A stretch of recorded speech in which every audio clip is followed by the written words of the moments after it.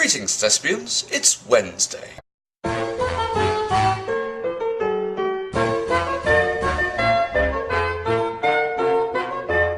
Apologies I couldn't get a video up yesterday. I've been suffering from a very busy weekend and the repercussions of which. Details on my personal channel. Trust me, one of these days I will actually do a video here where I don't whore out my personal channel, I'm sorry. Right, so, first things first. Mary, can't wait to hear more about this new job of yours. It sounds terribly exciting and I know we're all very happy for you. Kevin, thank you for the invite to Columbine. As I said on Facebook, the mind is willing but the body is geographically challenged, unfortunately. But I really do hope to make it to one of your shows at some point. Kelly, hoping to hear a few tales and reviews from the Edmonton Fringe. You'll notice I'm wearing a t-shirt today. So yeah, and why did you manage to pick up those buttons you were showing us on Facebook? Be interested to know. And finally, Mark, you were talking about no paying theatrical productions and amateur theatre in general. Now, I can only speak from my experience of this, but generally, in an ideal world, and I've said this to a lot of people before, in an ideal world, the only difference between an amateur theatrical of any kind and a professional theatrical is that one gets paid and the other doesn't. But as you so rightly said, we don't quite live in an ideal world. I remember when I was in amateur theatrics, and generally the stalwart people who were responsible for it just continuing to truck along. There were people who came and people who went, but the people who were always there were generally pensioners, because they were the only people who had time to dedicate to the thing to keep it afloat. And generally they were really desperately in search of young actors. Like if you were a young actor between like 18 and 30, say, in an amateur theatrical production, you had everything your own way because you were so rare. And the reason for that was that generally if you're a young actor, you've just come out of school or are still in school perhaps, you go there, you do the amateur production for a couple of years, you either want to continue on and do it professionally, so you go off to university or drama school, so you can't do that anymore, or you just lose interest in it. I cannot stress this enough though.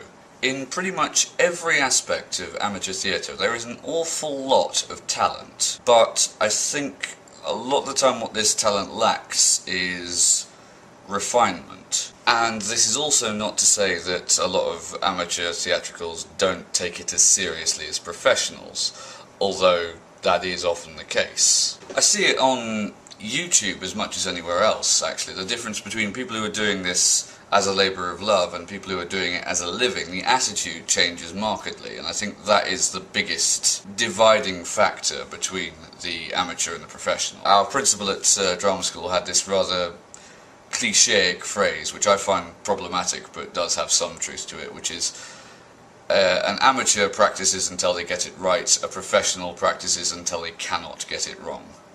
Most professional theatrical companies are kind of organised something along the lines of a benign dictatorship, whereas I would guess most amateur theatrical companies are more sort of ad hocracy.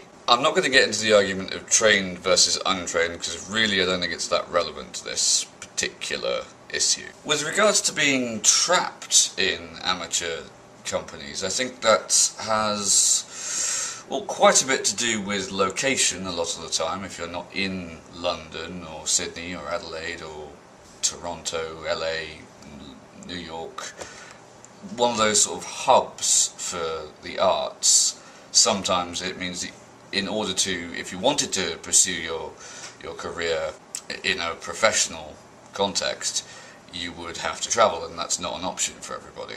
I can sympathise with the ethos of a lot of amateur companies wanting to do things as cheaply as possible, although it stands to reason that you get what you pay for with that.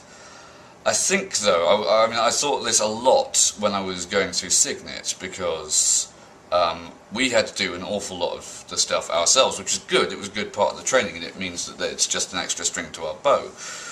But I was just thinking, like, there are some higher-end theatre companies that do have people for every job conceivable, like, you know, set builders, stage managers, lighting designers, like floor managers, all that sort of stuff.